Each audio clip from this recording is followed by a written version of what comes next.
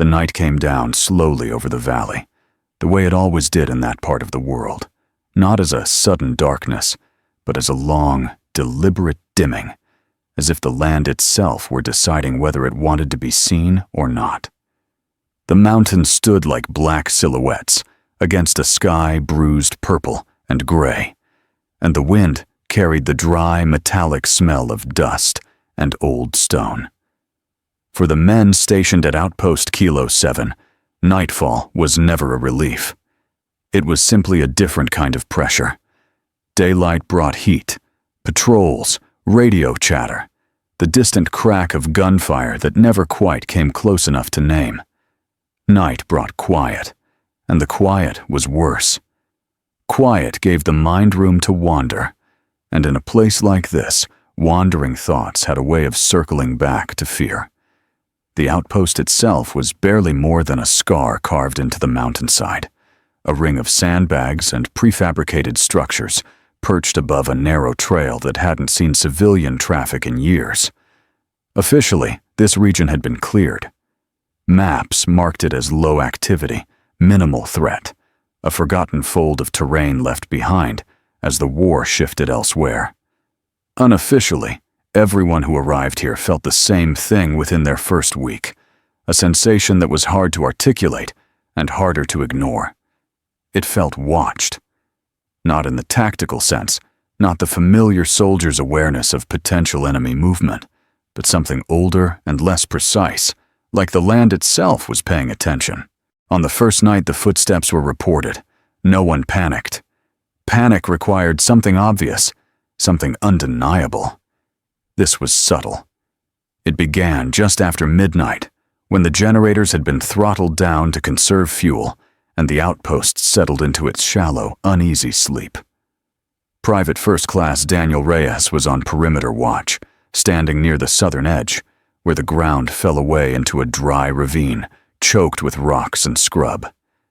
He remembered thinking how loud his own breathing sounded inside his helmet, how the stars overhead looked sharp enough to cut. Then he heard it, a single footstep. Slow, deliberate, stone shifting against stone. Reyes froze, every muscle tightening at once. He lifted his rifle, scanning the ravine through his night optics. Nothing moved. No heat signature, no outline, no flicker of motion. He waited, counting his breaths, telling himself it was an animal, a goat maybe, or a loose rock dislodged by the cooling air. Then it happened again. Another step. Closer this time. Not a scramble, not the random noise of something moving without purpose, but the measured cadence of someone walking, one foot placed carefully after the other. He radioed it in, keeping his voice low, professional, the way they were trained. Unidentified movement beyond the southern perimeter. Possible foot traffic. The response came back calm, almost bored. Acknowledge and observe. No one else reported seeing anything. When the footsteps stopped, Reyes stood there for another hour, heart hammering, eyes burning, waiting for something to finally reveal itself. Nothing did. By morning, the incident had already begun to soften around the edges. In daylight, the ravine looked harmless, just rocks and dry earth, and the occasional bleached bone from some long-dead animal. Reyes told himself he'd imagined the rhythm in the sound, projected meaning onto something random, because that was what tired minds did. Still, when Sergeant Miller clapped him on the shoulder and joked about mountain ghosts, Reyes didn't laugh. The second report came 2 nights later, and this time, it wasn't just one man. Corporal Ahmed and Specialist Turner were both awake inside the eastern observation post when they heard it, footsteps circling the structure from the outside. The sound was unmistakable, boots on gravel, stopping and starting as if whoever was out there were listening, testing the ground. Ahmed swung the heavy door open, weapon raised, floodlights snapping on, and washing the immediate area in harsh white glare. There was nothing there. No tracks. No disturbed earth. The ground around the observation post was compacted dirt, marked clearly with the impressions of their own boots from earlier patrols. If someone had been walking there, it would have shown. It didn't. By the end of the week, everyone at Kilo 7 knew about the footsteps. They became a quiet topic of conversation, shared in half-whispered exchanges during meals or late-night watches, always accompanied by a nervous glance toward the dark beyond the sandbags. No two accounts were exactly the same. Some said the footsteps were heavy, like someone wearing full gear. Others described them as light, almost careful, as if the walker were trying not to be heard at all. A few men claimed they could hear more than one set, multiple figures pacing just outside the perimeter, never crossing it, never revealing themselves. Lieutenant Harris, the outpost commander, did his best to keep things grounded. He reminded the men of auditory illusions, of how sound traveled strangely in the mountains at night. He ordered extra patrols, increased lighting, double-checked sensors. Everything came back normal. No signs of infiltration, no evidence of enemy presence. Officially, nothing was happening. Unofficially, morale was beginning to fray. It didn't help that the locals, when pressed, refused to talk about the area. The few villagers who still lived miles away down the valley would fall silent when asked about the mountains near Kilo 7. Some would make vague gestures, tapping their chests or touching their foreheads, murmuring words that translators struggled to pin down. Old paths. Old dead. Don't walk at night. When one elder was finally coaxed into saying more, he spoke of spirits that followed travelers, not to attack them, but to remind them they didn't belong. The interpreter hesitated before translating, clearly uncomfortable, and Harris cut the conversation short. The third week was when the footsteps began to sound closer. No longer confined to the edges of the outpost, they now seemed to move within it, pacing between structures, crunching softly over gravel paths that everyone knew by heart. On one occasion, a sentry swore he heard footsteps approach directly behind him, close enough that he could feel the vibration through the ground, only to spin around and find empty air. He vomited afterward, shaking so badly another soldier had to take over his watch. Sleep became fragmented. Men started dreaming of walking through the outpost alone, hearing their own footsteps echo behind them, always just a half step out of sync. They woke, drenched in sweat, hearts racing, the sound still ringing in their ears. A few began to avoid certain areas altogether, especially the narrow passage between the storage units, where the sound seemed to linger the longest. No one said it outright, but the unspoken fear was there, heavy and suffocating. Whatever was making those footsteps knew the layout of the outpost. It knew their routines. It knew when they were most vulnerable. The breaking point came on a moonless night when visibility dropped to almost nothing. A routine head count revealed that Specialist Turner was missing. His bunk was empty, his gear still neatly arranged. There were no signs of a struggle, no alarms triggered. Search teams fanned out immediately, calling his name into the darkness, their voices swallowed by the vastness of the mountains. It was near the ravine, where Reyes had first heard the footsteps, that they found Turner's helmet, placed carefully on a flat rock, as if set there intentionally. There were no tracks leading to it, no tracks leading away. Turner was never found. The official report listed him as missing, presumed captured or killed by unknown hostile forces. The men at Kilo 7 knew better, though none of them could say exactly what that meant. The footsteps didn't stop after his disappearance. If anything, they became more frequent, more insistent, as if something were pacing the outpost, counting the remaining men. Within a month, Kilo 7 was abandoned. The official reason cited strategic realignment and resource allocation. Equipment was packed up, structures dismantled, the scar on the mountainside slowly erased. When the last convoy pulled away, some of the soldiers swore they could hear footsteps following them down the trail, keeping pace just beyond the reach of headlights, fading only when the valley finally fell behind them. Years later, veterans from that unit still talk about Kilo 7 in hushed tones.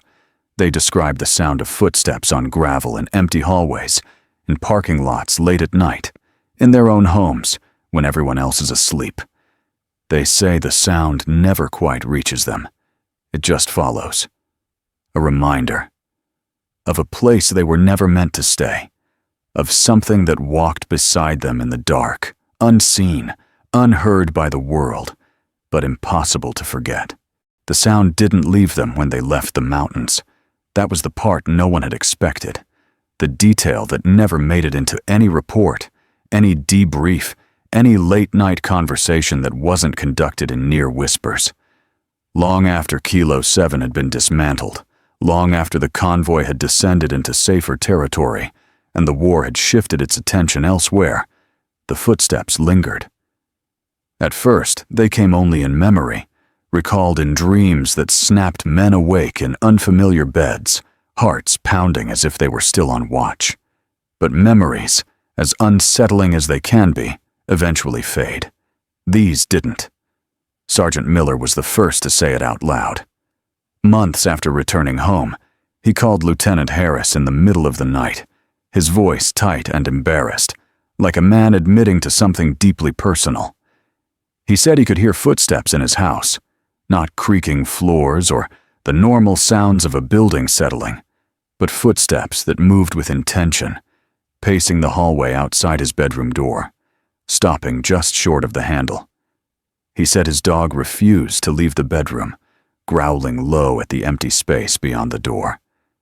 Harris listened, said nothing, and when the line went quiet, he didn't hang up right away. He couldn't, because he had heard them too. For Harris, it started in parking garages. Late nights after long days of administrative work, he would walk alone toward his car, the echo of his boots sharp against the concrete. And then there would be another rhythm, slightly delayed, matching his pace but never quite syncing with it. He tested it once, stopping abruptly. The sound stopped too. He waited, breath held, every instinct screaming at him to turn around. When he finally did, the garage was empty, fluorescent lights buzzing overhead, nothing but rows of silent cars. He laughed it off, told himself, stress did strange things to the mind. But the laughter felt hollow even as it left his mouth. Others experienced it differently. Reyes heard footsteps while jogging at dawn, always behind him, always just out of sight, vanishing the moment he stopped and looked back. Ahmed heard them while praying, soft steps circling the room, never crossing into his line of sight. One man swore he heard them at his child's funeral, a slow, respectful pace at the edge of the gathering, as if something unseen had come to pay its respects. No one talked about Turner directly. No one needed to. Years passed. Lives moved forward in the way lives always do, with jobs and marriages and children and the quiet accumulation of ordinary days.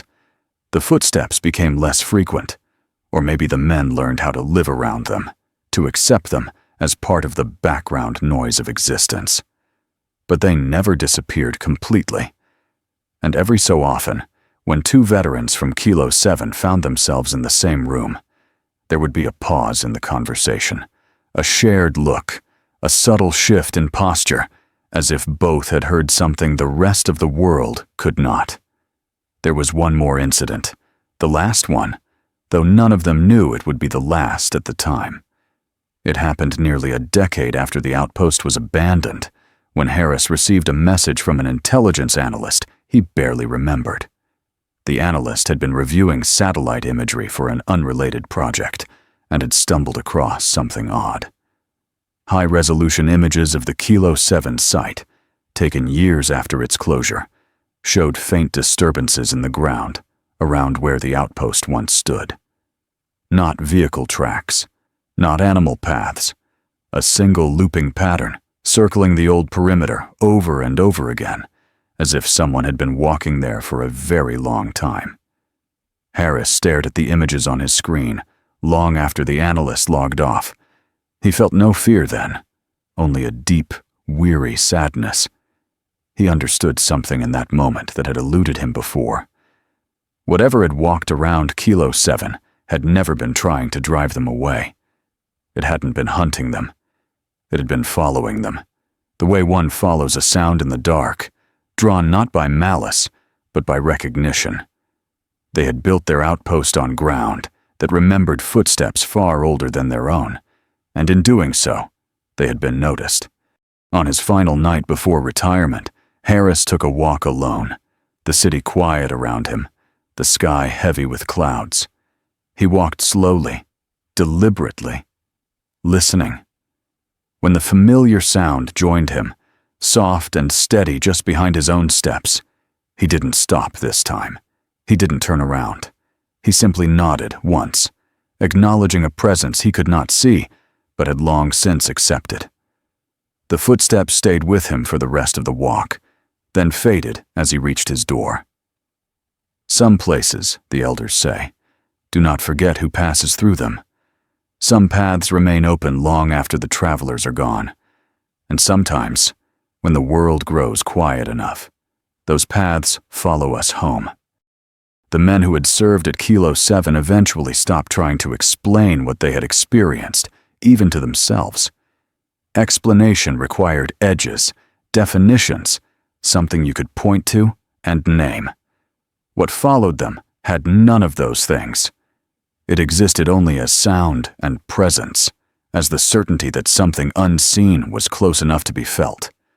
Over time, each man developed his own quiet ritual for dealing with it. Some slept with lights on. Some filled their homes with noise, televisions murmuring through the night, radios left, playing talk shows until dawn. A few turned to faith, not out of fear of damnation, but out of hope that whatever walked behind them respected boundaries they themselves no longer understood. Reyes was the only one who went back. He told no one at first. He didn't announce it to his old unit, didn't post anything online, didn't ask permission from any authority. The decision came to him slowly, like a thought that wasn't entirely his own. Years after the war, after the nightmares had softened into dull echoes, and the footsteps had settled into an occasional companion rather than a constant shadow, Reyes began to feel a pull toward the mountains. It wasn't dramatic. There were no visions, no voices whispering his name. Just a growing sense that something unfinished remained there, waiting patiently. He traveled alone, taking leave from work, telling friends he needed space. The road narrowed as he climbed, asphalt giving way to dirt, dirt to gravel. The landscape looked unchanged, as if the war had passed through without leaving a mark. When he reached the place where Kilo 7 had once stood, he parked and stepped out into the thin mountain air.